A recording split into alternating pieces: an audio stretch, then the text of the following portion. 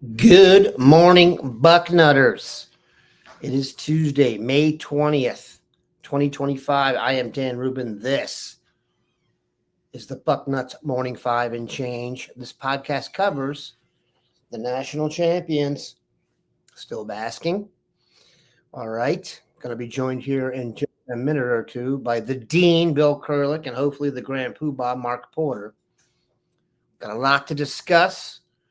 Recruiting is fast, furious, very interesting developments, fair to say, on the recruiting scene, and we will get these dudes in here to offer up their own brand of infotainment. But first, I've got to let you know about Factor Meals, really one of our best sponsors we've had since the beginning of this whole deal here. Just makes eating dinner so much easier, really eating any meal for that matter. 2 minutes, right in the microwave. Now that it's getting nice out. Yesterday was the nicest day of the year in the Gem City, in my opinion. 65 to 70 and crisp, kind of like that San Diego vibe. And Mr. Bucknuts always says if the weather was like that in Dayton all the time, we'd have 800 or 900,000 people living here. This just in, we do not. But this is the way to do it. You get outside. Instead of prepping and cooking indoors, Factor Meals arrive fresh and ready to eat. 45 weekly menu options. You can fit it to your lifestyle in any way you need with gourmet meals, Calorie Smart, Protein Plus, Keto, and more. They've got breakfasts, on-the-go lunches, premium dinners, guilt-free snacks and desserts, smoothies. They've really got it all. And if you want to get started with Factor Meals, go to factormeals.com. factormeals.com/Bucknuts50 off, Bucknuts50 off to get 50% off plus free shipping on your first box. That really is a tremendous deal. One of the reasons I think we've been such good advertisees for them as you guys have been taking advantage of that offer, and you should not stop. Once again, Bucknuts50 off at factormeals.com/Bucknuts50 off for 50% off plus free shipping. A couple of guys that never come for free. Their time is all paid for. The Dean, Bill Kurelic, and the Grand Poobah, Mark Porter. I imagine, gentlemen, as you see my new title, Basking Specialist, still basking. One thing that kind of shocked me over the weekend, Bill, the Glenville Pipeline is supposed to be impenetrable, if that's a word. And the flow has been interrupted, as those of you can see from the title. We finally get a defensive tackle out of the state of Ohio that weighs 340 plus pounds. Dwayne Long, I can feel him above us, casting his vote for J.J. Perez or Jameer J.J. Perez. And then our guy takes a trip to Florida, comes back committed to the Gators. Bill, when Ohio State receives a commitment from a Florida athlete or Florida prospect, everybody here says, forget it. He's going back to Florida in the end. When Florida gets an Ohio prospect, do people in Florida think, he's going to go back to Ohio State in the end, a la Jerome Baker? Some people remember the great Benedictine two-way star committed to Florida before eventually landing at Ohio State and the NFL. Bill, what is going on with the pipeline? Do you need to go in and do some maintenance? Well, I think I don't know much of anybody that prior to this weekend had Jameer Perez on their bingo card as quickly taking a visit and committing to Ohio, or I should say committing to Florida. Did not see that on anybody's bingo card, including those up in the Glenville area. So that was a bit of a surprise. But as I wrote about, they really impressed him, and he had a great time, as he put it, felt very comfortable there. They showed him a lot of love, and he went ahead and importantly too, put a very nice package out and went ahead and committed. But as I wrote about yesterday too, As of yesterday, those visits that he had scheduled to other schools were still scheduled. Those visits include Wisconsin, Ohio State, Iowa State, and Purdue, pretty much in that order. Ohio State is actually the visit after Iowa State, but nonetheless, we'll see if those visits happen or not. Jameer Perez, I think Mark and I have talked about him for actually about 2 years. And he is a good prospect, but not a finished prospect, so to speak, as very few seniors to be in high school are. And I think it's going to take a little bit of time, and we'll see. It's not and I'm not trying to put down Jameer Perez, but losing someone like a Max O'Reilly, for instance, would have been a little bit more difficult to swallow. But on the other hand, as you mentioned, I see people in the chat talking about this. Defensive line recruiting, especially big guys, is a priority now for Ohio State. So, and it is the Glenville Pipeline. I don't necessarily think that the Glenville Pipeline is broken, but as I've talked about before, in this day and age with the NIL, the transfer portal, and very importantly, conference expansion and, Big Ten schools, I shouldn't say that. I should say West Coast schools now being in the Big Ten and all and that type of thing. It's harder than ever to keep pipelines in order, I would say. Mark Porter, you've been to Glenville before, I've heard. You had some connections there. We were the first to hear about the fiasco that happened there last year when Keenan Bailey got carjacked. That was crazy. This is almost as shocking to me. A defensive lineman from Glenville not going through the pipeline, Mark. Are you surprised?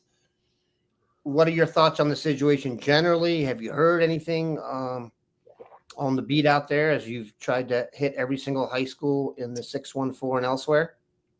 Yeah, I have some clips of JJ pulled up, so when I get done talking here, we'll watch him a little bit. But I wasn't really shocked. It was his first visit. He's kind of new to the process, the way I was, described, like a little bit like you go down there and, I just watched the Hollywood Stories with David Chappelle and the one with Charlie Murphy telling the story about Rick James. And he's like, cocaine's a hell of a drug. An official visit's a hell of a drug. Okay. And I don't know how many people just got that. But you go there and, you're being loved up and there's, all kinds of things being talked about, how great you are, how great it's going to be. And if you've been to Florida lately, not too bad to be down there and get that, type of difference from Ohio, the contrast. So I can see that. What's different, Mark? Just kidding. Yeah. I'm just kidding. Go ahead. I feel like that didn't. I got you, bro. We all get it. But I think, we've all seen a movie about college. Yeah. So go ahead, I think there should be a rule that you got to wait 48 hours after a visit. And if you still feel the same way when you're back at home, you would commit. And I'm not saying that's what's going on here, but when you get one like this that kind of comes out of nowhere, you're like, wow, he must have really fell in love. You're like love at first sight. You see the girl and you're like, that's the one. We're getting married and I'm going to make this happen. So, but I think you alluded to it. The people in Florida probably don't feel like they're going to land an Ohio kid. And in this day and age, I don't take any commitment at this time of the year seriously. So yeah, I'm not really worried. Cooler heads may prevail because the next visit's going to be fun. The Ohio State visit's going to be fun. NIL deals will be flying.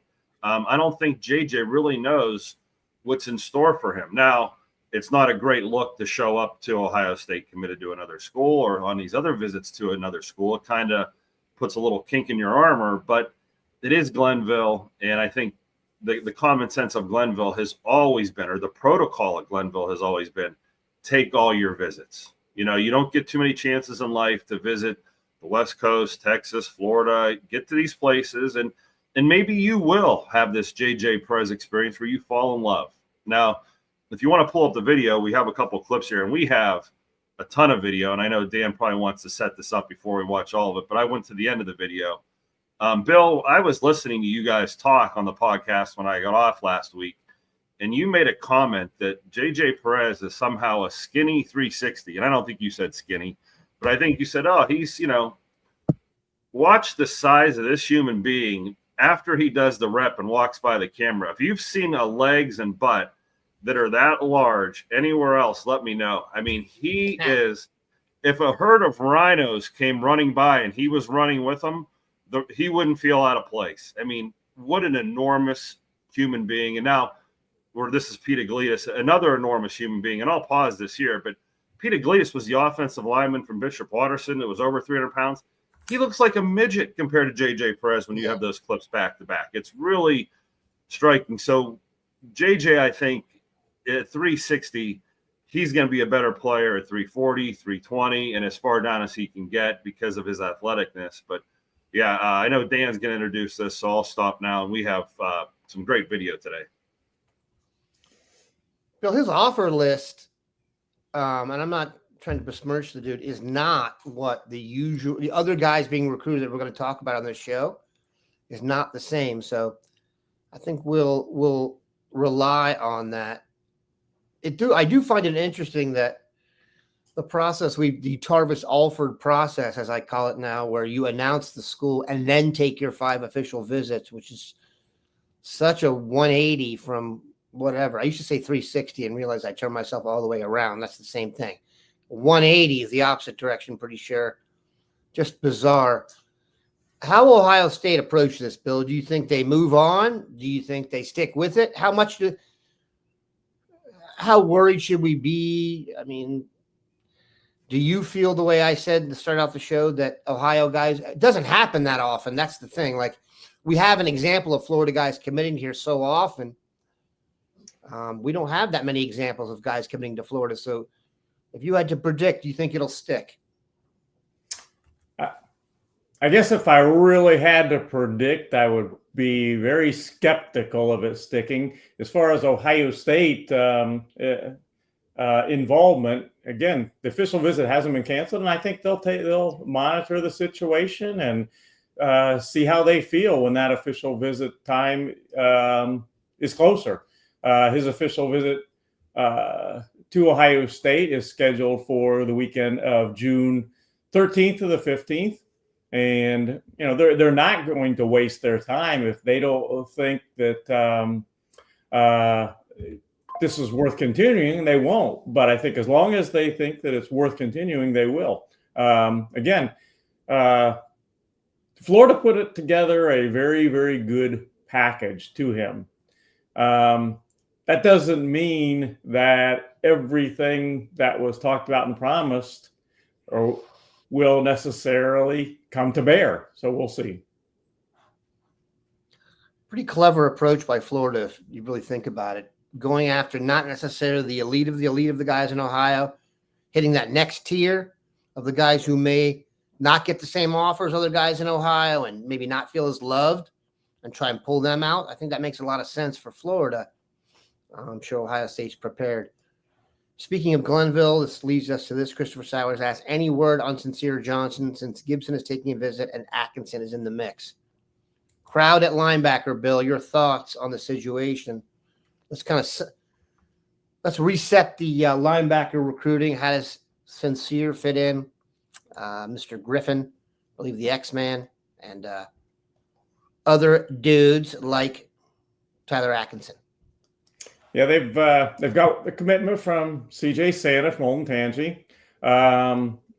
Simeon Caldwell's committed as a safety, but would not be at all surprised if he eventually grows into a linebacker. They've told him that you're going to be a safety if you stay a safety and in the box guy that can play up near the line of scrimmage, off the line of scrimmage. But they also have told him that we'll see. He may grow into a linebacker in college. So. They've got a great start there. They want Sincere Johnson.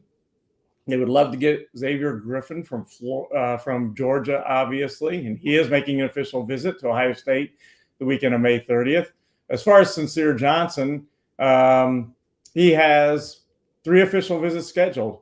His 3 schools that he's really narrowed his recruitment down to, and that was no surprise when he narrowed it down to Ohio State, Alabama, Penn State. His official visit to Ohio State is June 13th, and unless something changes, that's his last official visit. So I still think I like where Ohio State is with Sincere Johnson. That's a nice offer list. If you're a linebacker and you've narrowed it down to Ohio State, Alabama, and Penn State, my guess is you are not someone that we'd want to meet in the hole. But Mark, ask and you shall receive. Sincere Johnson, the latest. I'm guessing he's the dude on the right. This is Sincere. My thing's not showing up for you, my pointer, but okay, yeah. So he was at his day, and obviously he was putting on a lot of weight last year, and I was talking about how he got in shape and he's been moving around. A lot of these clips are during like a 7-on-7 they played where you can just see him move around, flip his hips there, back pedal. He's going to be a between the tackles linebacker. The Atkinson player is a lightning fast linebacker. I mean, look at Sincere's thighs. I mean, we just looked at JJ Perez's thighs, and I know we're looking at butts and thighs of 16-year-olds, but Sincere is built to go shock a guard, to go stick his helmet. Yeah, he's going to go stick his helmet underneath the tackle's chin and stop the movement or stalemate him. And he's the kind of guy that can blow through a shoulder of a guard with this type of weight he's going to carry. Now, he's moving pretty good. I don't think they're ever going to ask him to be man-to-man coverage and do stuff like that. I think he's going to be his own guy. This goes into JJ Perez again, but we'll go back to this footage. We have a ton of it we're going to look at. I think Sincere is going to do the typical Glenville thing. He's going to go take his visits, but I think Ohio State, with Arvell Nelson being there and the natural progression going from one Glenville linebacker to another. Arvell Reese. Arvell Reese, my bad. Yeah, boy. So many, I mean, even watching some of these films taking me back. No, I get it, dude. I have been, yeah, I've been to a lot of exits and a lot of rest stops and a lot of hotels I never want to go back to. Yeah, well, that's kind of the thing. Like that brings the pipeline back up. You know what I'm saying? So I guess we don't have a defensive. I just can't remember someone like Perez at Glenville. There just aren't that many 340 pounders in high school that Andre kind Walker, of weight issue types. Yeah, Andre Walker, who went to USC. Remember him? The he big did. tackle. He's an offensive lineman. 30 or something. He was a big guy. But defensively, you're right. Andre Walker was a little bit sloppy. Go ahead. Getting back to Tyler Atkinson, you mentioned him. When you look at how these different guys fit in, Sincere Johnson's being recruited by Ohio State as a middle linebacker. Inside, as Mark said, between the tackles guy, middle linebacker. CJ Santa, he says that he thinks he could end up possibly at like a Sam or a Will, but Ohio State is recruiting him as a Mike at this point. Atkinson, he can play between the tackles. He can play on the edge as a rush guy. He can play anywhere. And Xavier Griffin is kind of the same thing. He's, he can play just about anywhere. But I don't see, Tyler Atkinson and Xavier Griffin are not pure middle linebackers. And then you got Simeon Caldwell, who is a safety linebacker, kind of a hybrid guy. So, how things fit in, they would all fit well together if you can get them all. And certainly Ohio State would love to get those three guys, Griffin, Johnson, and Atkinson. That would be epic. Before we move on and I read you the next ad, there's some talk of Sincere Johnson moving to defensive end. I know our service has listed him as that. I don't think I'm necessarily in favor of that. Can we address that? Bill, I don't hear any of them talk. Yeah, see, there we go. Who's my guy? Mika, of course. Could Sincere Johnson or CJ Santa move to defensive end? I think maybe. When I look at Sincere Johnson out there, he does not look like a defensive end to me. I'm not quite sure why. I mean, I guess there are reasons, and it could be information behind the scenes, but That looks to me like a guy who's actually lost a few pounds since I last saw him, maybe, and is trying. They wouldn't have him in 7-on-7s showing he could man the middle of the field. They plan to move him to defensive end. Now, I could be wrong about that. Keep in mind, Arvell Reese, I think, arrived from Euclid to Glenville as a defensive end that was switched to inside linebacker. Mark, your thoughts on this? And Bill, if you've heard anything on that move, I'd love to get your opinion. Yeah, I think it's the lack of length why he doesn't look like a defensive end. When you see him at linebacker, you're not saying like Reese was. Reese is long. I mean, Reese still looks like he could be an edge player with that length. Sincere's lower half looks like a defensive end. I mean, his legs, and he holds the thickness there to, hold weight to play that. Matt Patricia was at that Glenville workout. And by the way, he's much shorter than I thought. Dan, you might be able to give him a run for his money. Like Matt Patricia? He looks like a Division III. Well, I mean, I guess I pictured him like Teddy Bruschi or something, like he was going to be a 6'3" linebacker and, just one of the guys. And I mean, he's way under 6 foot. He's a D3 player, dude. That's what I was going to say. Like, and it kind of hit me. I'm like, that's what a D3 linebacker looks like, But I'll tell you what. His presence on the camera on TV, I was expecting Teddy Bruschi's twin. Don't sleep. I don't mean to digress do there. not sleep on D3 linebackers. Yeah. My son roomed with one in college, and he was a bad MF. I'm just telling you. That runs in linebackers are, like I said, the guy we talk about cauliflower ear or knowledge of the guy's a linebacker. You walk away in the bar or you're going down. The reason I brought him up is the New England ran that 3-4 where their outside linebackers were, defensive end, outside linebacker hybrids. Sincere may fit that. Sincere may be a guy that can hold the edge with the lower half and play linebacker duties. You never know what you're going to get with this new coordinator and packages and stuff like that. So I could see the talk, but I don't know if he has he's probably 6'2", and that's right on the edge of defensive end. In Ohio State, our defensive ends are usually 6'5". They're the tight end type with the long bodies. And Jack Look Sawyer. up the NFL prototype, and then so that's not the NFL prototype. But London Fletcher, John Carroll, absolute stud. My wife was a cheerleader at John Carroll, and he was there then, and he was also the point guard of the basketball team, and his nickname was Bam Bam. So there's all the information you need on him. And also, part of this talk about Johnson playing defensive end was early on before he transformed his body. He, as Mark mentioned, he's lost weight. And that more of the talk of him as a defensive end came from back then. In fact, he at one point told me quite a while back that schools were talking about him possibly on the edge. But again, he's not the same guy as them. No, physically. That's not happening. So just for those of you who may have seen that, I think that's much ado about nothing. Here's much ado about something, and that is Ridge Wallet. Look at this. Mark has already talked about my small features as an adult. And look, my hand covers up the entire wallet. This thing is fire. I'm telling you. We have gotten some great sponsors. This is one of the best.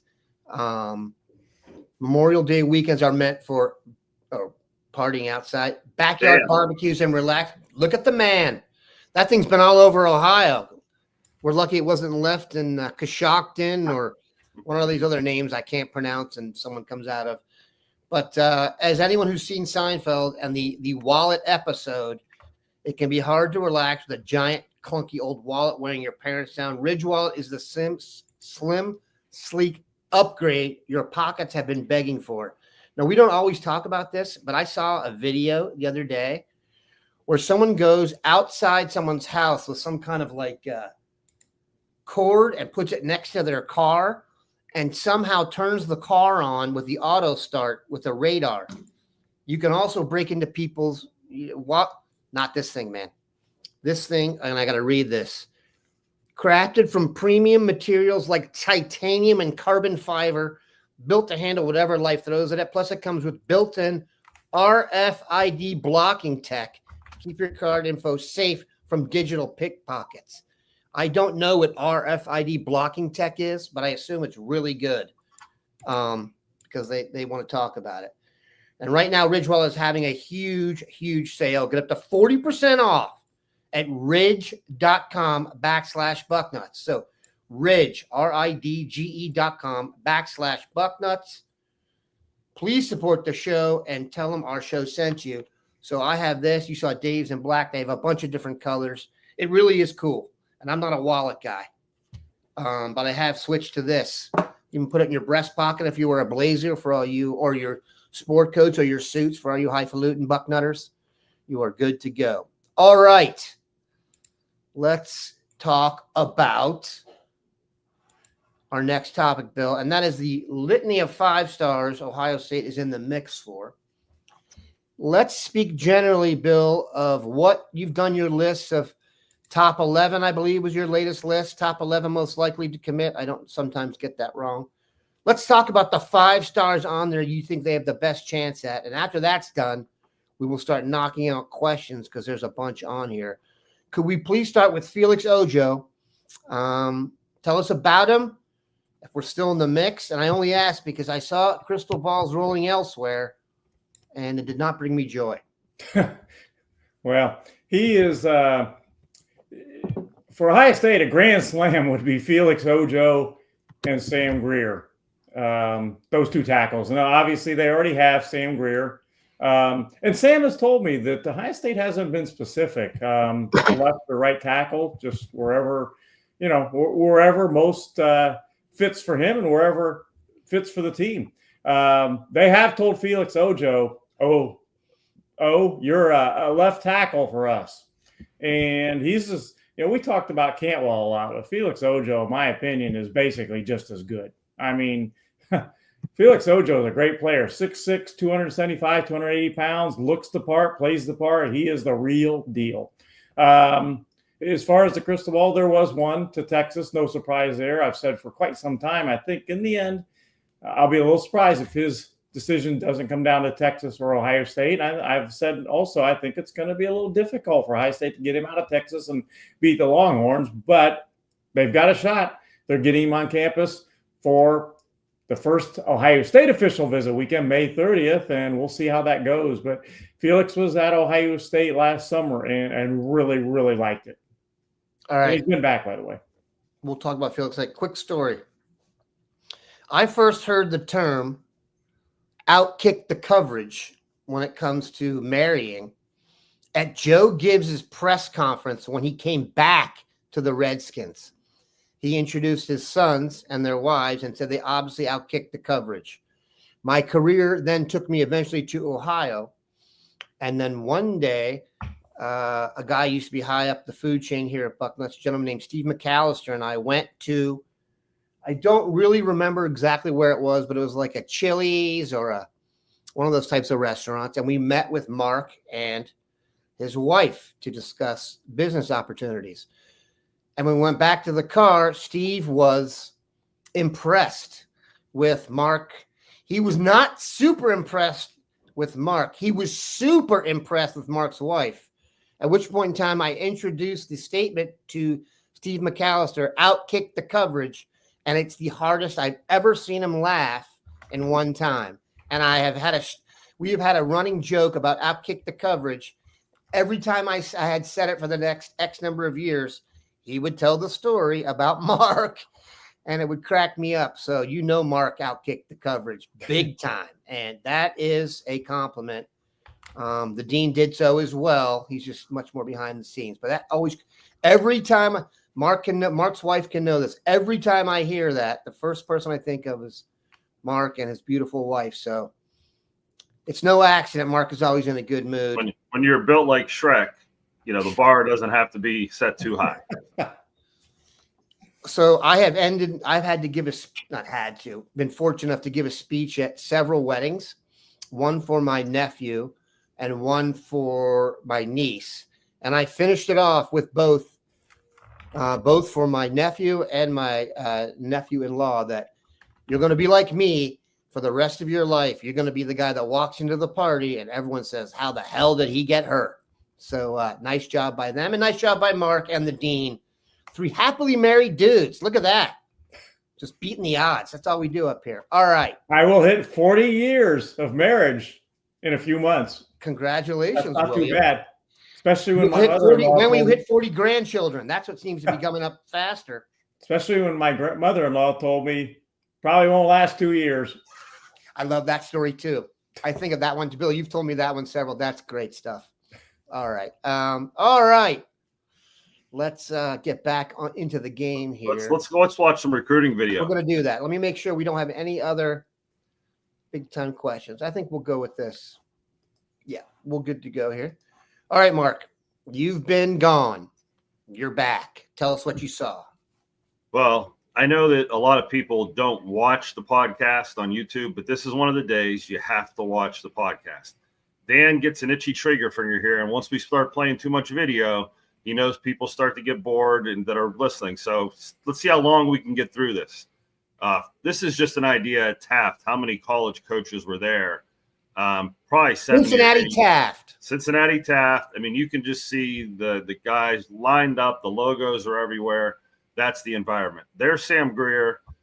Look at the improved body, svelte, thin, moving well, has pop, has bend. We're going to watch a lot of clips of him so you guys can get a good idea of kind of what look how he gets down in his stance, and his butt is down there. It's coiled. It looks like it's a spring ready to fire off. I mean, it's thin. Does he look? Yeah. Does he look like he could put on another 30? Look at him getting up to the linebacker here. He looks like a tailback. Wow. Yeah. I mean, there's a reason he's one of the top players in the country and truly a freak for his size. So light on his feet.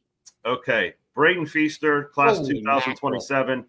We don't see him at linebacker. You got a good view of the muscles there. If you're looking for the weight room at Hoban, just follow 18 and you'll eventually get there. Everyone's running out and ups on these guys, but you can see in coverage, he's pretty good. Now, he's been their tailback, and they have another tailback that might be the guy this year and take a lot of the reps. So that frees him up to play some defense. And he's 2027. Yeah, he's 28 there in the middle. And then, class 27. And then we're going to look at his brother here. Yeah, and I think he's bigger. I think he spends more time in the weight room. He's number 28. His brother is 18. This is Bryden Feaster.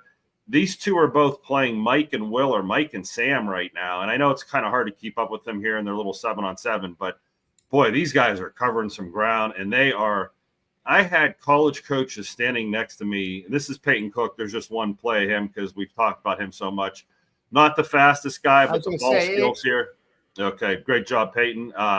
But there are college seniors that don't look like the Feaster brothers. That's how good they look. Antoine Higgins, we've offered him. He's number 0 here. He's playing outside linebacker. This is Anderson High School in Cincinnati. Anderson High School in Cincinnati. Now, when you say someone who looks like they could move to a defensive end, does anybody see that? This is a longer person than Sincere Johnson, okay? Is he moving around well in space? Pretty good, but I see someone that, he's chasing guys on verticals there. I see someone that may be able to put his hand down someday. Well, Mark, with Wiggins, you could see the wingspan. That's the difference. There you go. There you go. So when we're giving Bucknutters a college level evaluation of film like this to say, like, what are these real body types? Ace Alston, boy, did he make some plays in just limited duty. But you see kind of what his size looks like right there. Long arms, easily 5'11", taller type kid. Doesn't look short or sawed off in any way, shape, or form. Yeah, having some fun out there. He's going to play both defense and offense during this day. I try to give you a good look at him. I try to do my best to give you as many clips of these guys as you can, playing zone coverage. They're going to lock him up in man-to-man coverage. It was really hard for the high school kids at Anderson to shake him. And, that kid looked like he had separation, and there comes the burst at the end to take it away. This poor kid's running against Ace every time. And that's the other thing I noticed is these guys stand out so much more, in their high school workouts against – let's call these kids normal human beings, just not blessed with 5-star ability. Here he is on a deep post. Look at him go up over everybody to get that ball. I know that was hard to see. And I think there's one more play of him catching a ball here where you could see where if he had to be a receiver, and he is a receiver, he's going to be someone that, just tortures teams on both sides of the ball. Does anybody know who this is? Our latest offer for 2027. Khalil Johnson, Cincinnati Taft. When I say he looked like a young Taylor Decker, do you see how long and skinny he is at this age? Even skinnier than Sam Greer, and he might be moving a little better than Sam Greer through those bags. So, I'm letting you see him in a bunch of different footwork drills, kick stepping. He just needs. He don't look fully grown, though. Either did You know what Taylor I mean? Decker sophomore year. Yeah. And that's probably why I remember he didn't get offered right away. But, boy, these feet that Sam Greer, Taylor Decker, Khalil Johnson, they're really great feet on these. This kid is definitely over 6'5". I can't believe Dan is stuck with it this long, but we haven't even got to Jameer Brown.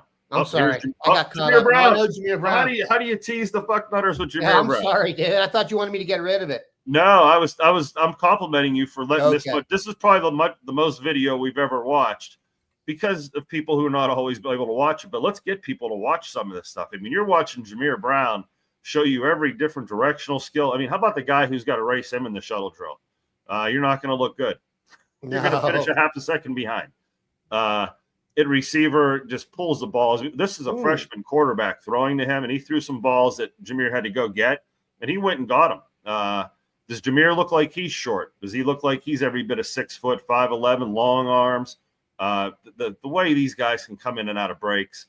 I want to talk about Jalen Mercer, the defensive end from Winton Woods. There he is.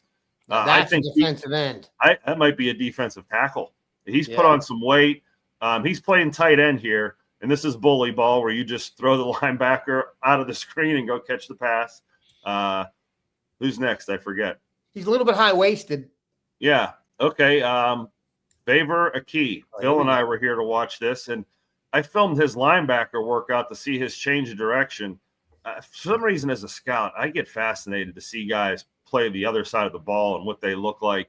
Of course, he did running back drills. And Bill, how tired was Favor during this workout? I mean, he was the only running back. As soon as he got back, there was another rep. As soon as he got back, so that's a good look at what a tailback looks like. And they were testing miles per hour there.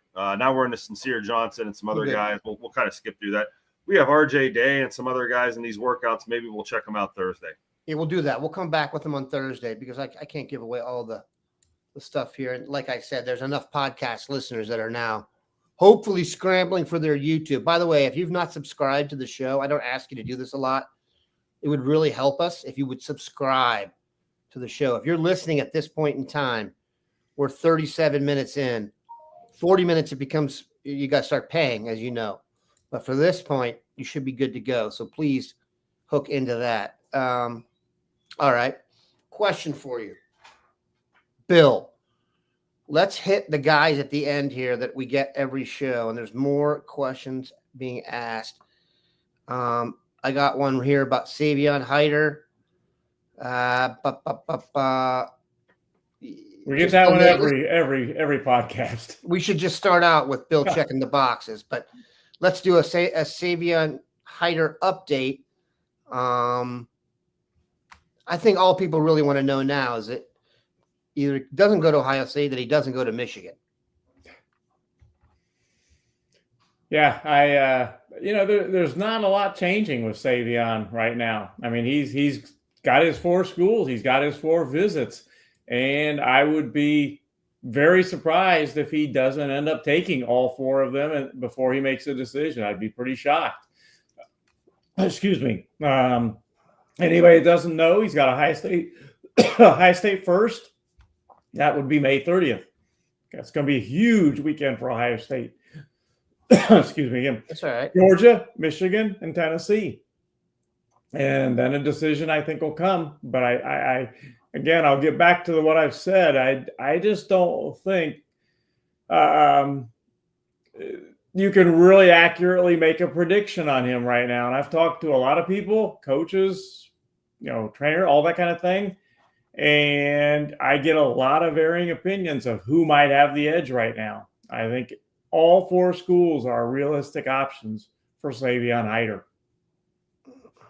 Wow. Mark, your thoughts?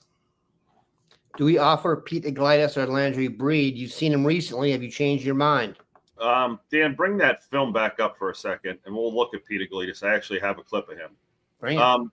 He committed to Pitt just the other day, so I don't think he's going to, be an Ohio State guy here. But that's him, and the coach specifically in the next clip works on his bend, where you can see he's lost a little weight.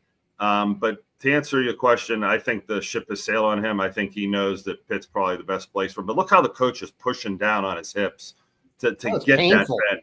I mean, but hey, You think these kids don't watch these podcasts and these coaches don't know where kids are, deficient and need more work? And there's drills. And if you're willing to put the work in, and that's why I kind of put that clip in. Pete was on the side of the combine doing that type of extra work, with this coach where, hey, that stuff shows up. I was impressed by it. I know some of the coaches standing there were like, okay, this kid's really working to become a better football player. So, yeah, I think Ohio State has their board, and that'll be a good fit for Pete. He may be a nice road grading guard because he is a mammoth. But, boy, compared to someone like J.J. Perez, he's probably the biggest lower body in Ohio this year for sure.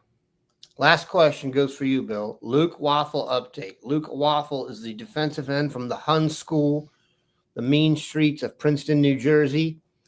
He seems to be a Eastern vibe dude, despite offers from all across the world. He's a first off the bus fella. His brother plays football, his older brother, so they've been through the recruiting process before, and the vibe is Penn State or Ohio State, from what I've heard. William, am I accurate, or have I heard accurately? And let's finish the show with your vibe on Luke Waffle.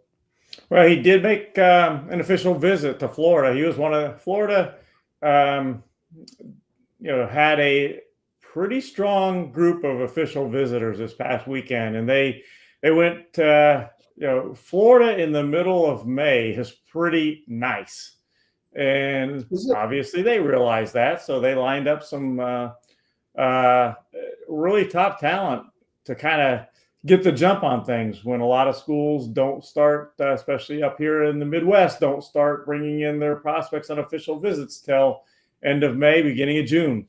So Luke, and I think Florida made progress with Luke. I don't think he's going to end up there, though. I still think that Ohio State and Penn State are the two most likely spots, but it is hard to really count Texas out now. That's the other school, and Texas obviously has the wherewithal to make things very, very interesting. But, at the top, Penn State, Ohio State, not far off Texas. I think those are the schools.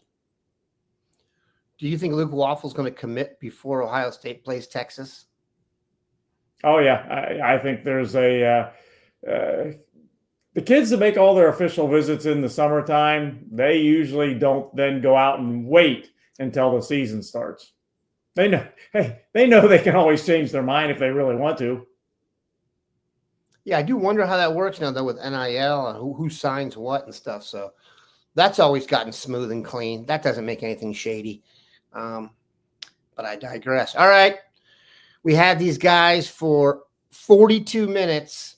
So that means everyone needs to check in with about 3 minutes of premium content because I got to pay for this. These guys go over the board. Mark will have much more from his month-long sojourn throughout the state over the next few days. We'll get all that video out, and the dean will be on top of it. We appreciate everybody stopping by. Have a good one. Nutters of Buck.